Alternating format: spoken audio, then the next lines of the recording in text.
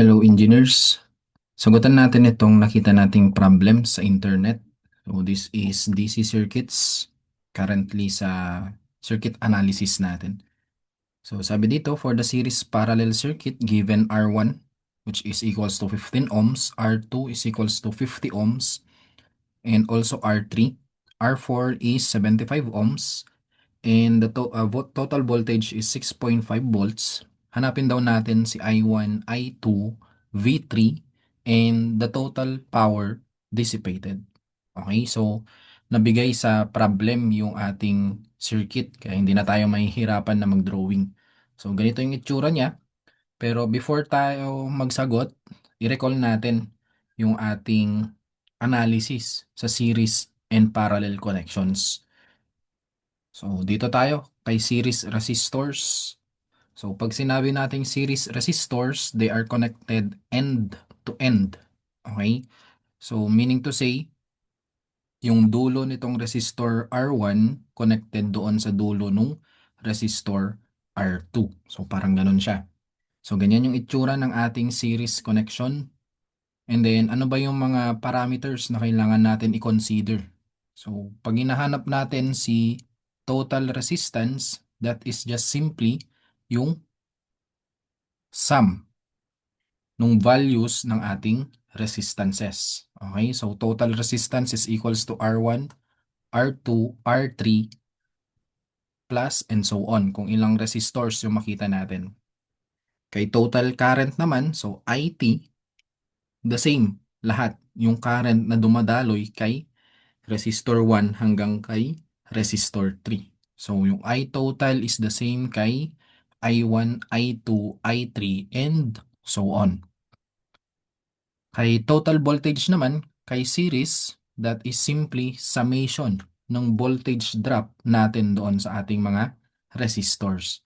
So, yung voltage drop natin kay R1, voltage drop natin kay R2, voltage drop natin kay R3, and so on. Kung ilan man yung makita natin na resistors. Dako naman tayo sa parallel resistors natin. So, ganito naman yung itsura nung parallel connections natin. Yung mga resistances natin, they are connected with the same nodes. Okay? So, ito siya. Kunwari, ito yung node ni isang node ni R1. Ito naman dapat same lang sila ng connection kay R2. So, they are connected with the same connection. So, ganyan yung itsura niya. Then, para mahanap naman si ating R total, that is simply the reciprocal.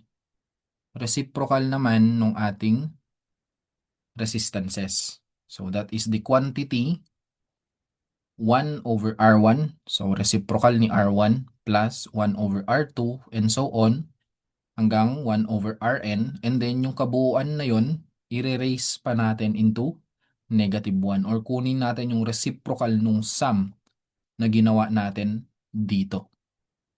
Okay? And then kay I total naman, simply paghahatian bawat branches. Okay? So iba yung current drop kay R1, kay R2, and R3. I-add mo lang yung current drop sa branches na yon, makukuha mo si I total. And then since parallel sila, ang the same parameters naman natin dito is the total voltage. So same yung voltage kay R1, R2, and R3. So yun yung ating series and parallel connection parameters. Punta naman tayo sa mga iba pang formulas kay Ohm's law and yung power natin sa mga resistors. So alam naman natin Ohm's law is simply I is equals to voltage time divided by the resistance. Meaning to say, kapag tumataas si kuryente, tumataas din yung ating voltahe. Tama? Kasi they are directly proportional.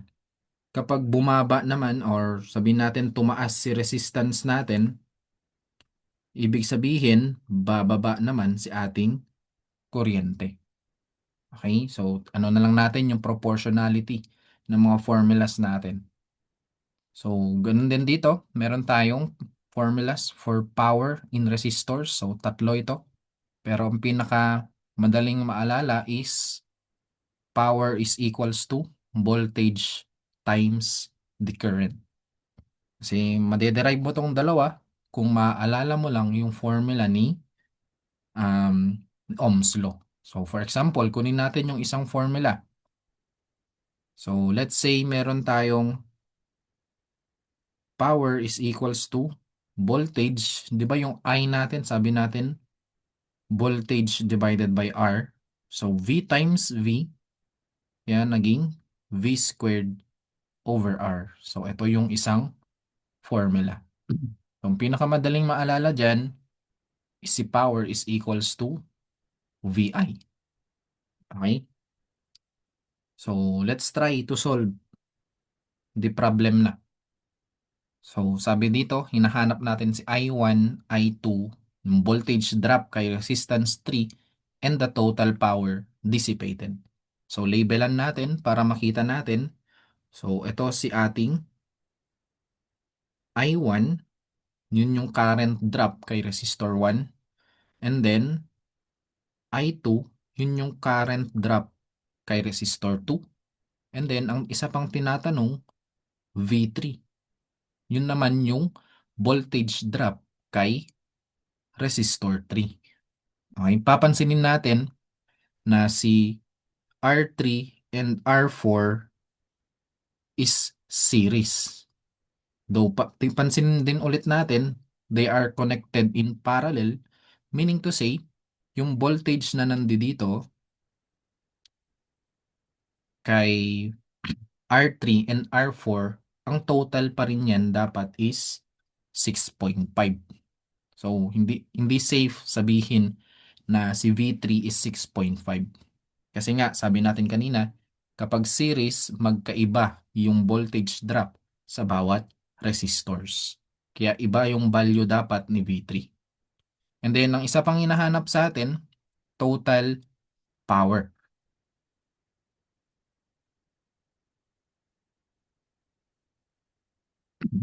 Okay? So, siguro para mas maano tayo, makuha na, unahin natin kuhanin muna si total power or yung iba pang parameters, especially si I total, para mas madali tayo. Okay? So, para magawa natin yon, ang gagawin ko siguro muna, pagsasamahin ko si R3 and R4. Pwede ko silang i-add para magmukhang ganito yung circuit natin. So, ito na yung summation ni R3 and R4. So that is 125 ohms. Sir, paano naman natin kukuhanin na ngayon si R total? So since na-simplify natin siya, sabi natin R total is basically reciprocal ni resistance 1 plus reciprocal ni resistance 2 plus reciprocal ni resistance 3. That is raised to -1. So by using calculator, kasi hindi naman natin mamano-mano yan. So that is 1/50 plus 1/125 and then raised to -1. Press equals. So that is 10.56 ohms. So yan yung R total natin. Since na-simplify natin, nakuha natin si R total, pwede ko siyang i-summarize.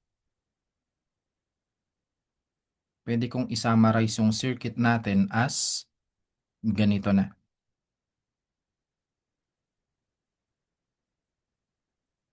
So basic circuit na siya. Merong source, merong load. So ayan siya. Ito pa rin yung 6.5, pero ito na ngayon yung total resistance natin, which is 10.56 ohms. So na-simplify natin siya as a series circuit, meaning to say, iisa na lang yung dumadaloy na kuryente, which is I total. So by using Ohm's law, pwede na natin gamitin or kuhanin si I total. So pansinin nyo yung subscript natin, may letter T. Dapat ang gagamitin nating V, merong T, and then kay R, merong T, which is total. So voltage total is 6.5 divided by 10.56. And that is now equivalent to, so 6.5 divided by 10.56, that is 0.6155 amperes.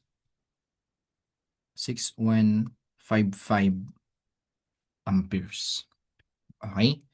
So, pwede na natin ngayon kuhanin din si ating I1, I2, and V3.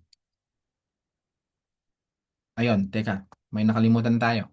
Pwede na natin ngayon kuhanin si total power pala. So, total power,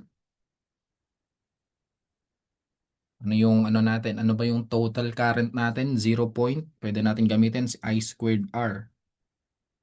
I squared R is equals to 0.6155. So, ilagay na lang natin ampere squared multiply to 10.56. So, 0.6155 squared times 10.56. So, that is 4 watts. Okay? Pwede rin naman natin itry yung iba pang formula, which is power, total power is equals to, ano pa yung iba nating formula? VI, di ba? V total times I total. So, V total mo is 6.5. 6.5. Ayan, 6.5 volts multiply to I total, which is 0.6155 amperes. Double check natin. 6.5 times 0.6155. So that is also 4 watts. Ayan, no? So kaya sinimplify muna natin para mas madali nating makuha. So, basta tandaan natin kung ano yung subscript natin. Dapat pare-parehas. Okay? Copy natin si... Balik na tayo dito ngayon sa ating diagram na nauna.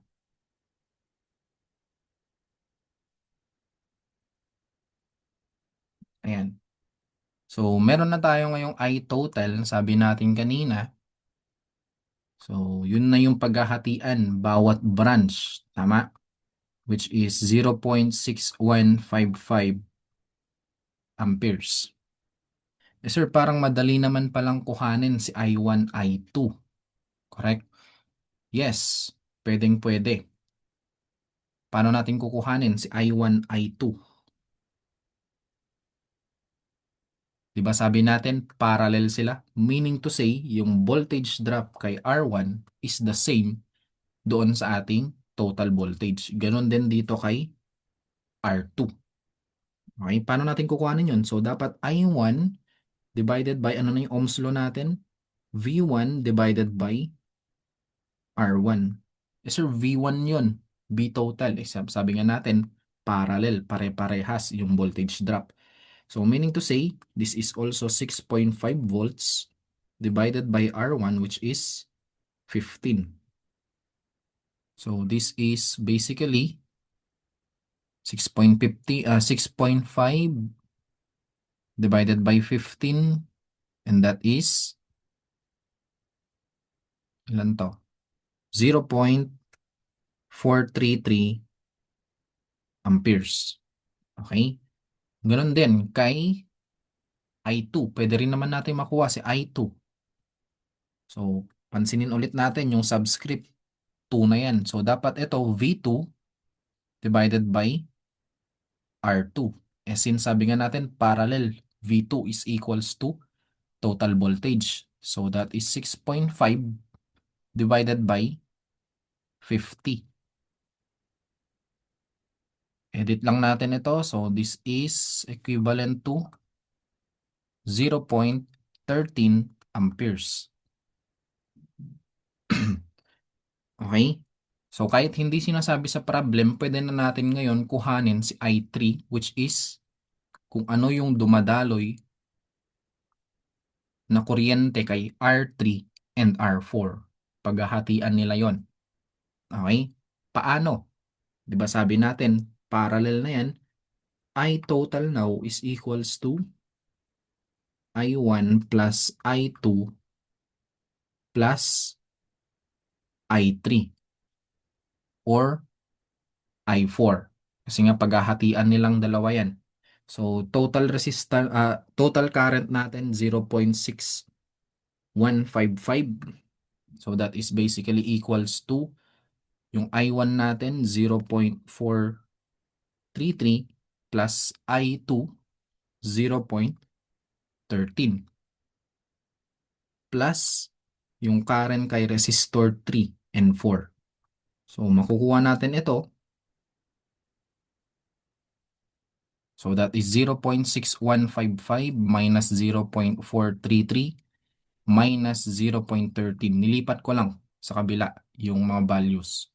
So that is 0.0525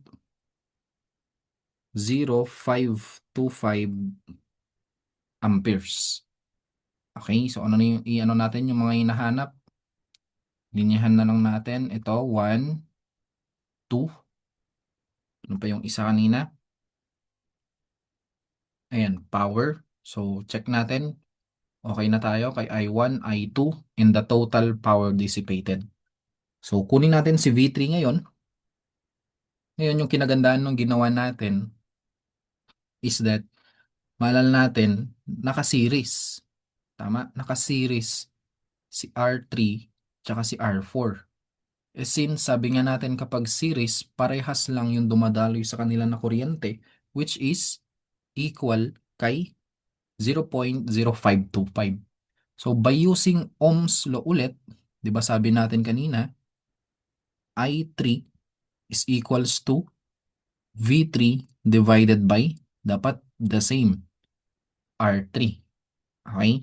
Eh, since V3 yun, so that is V3. Ano ba yung I3 natin? That is 0.0525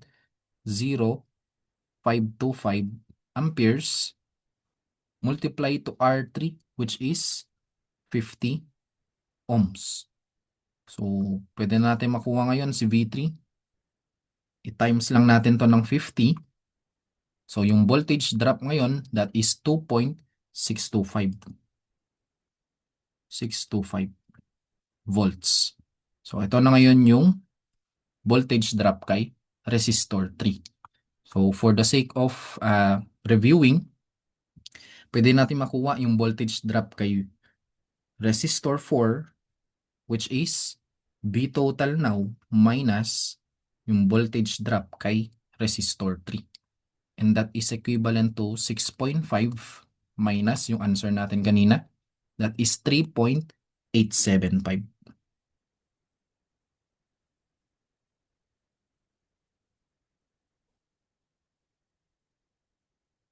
So, ayan. Sana meron tayong natutunan, and if meron po kayong questions and clarifications, pwede pong mag-PM sa page natin para sagot natin yung mga katanungan po ninyo. So maraming salamat po sa panonood, and kita-kits po ulit sa next tutorials natin.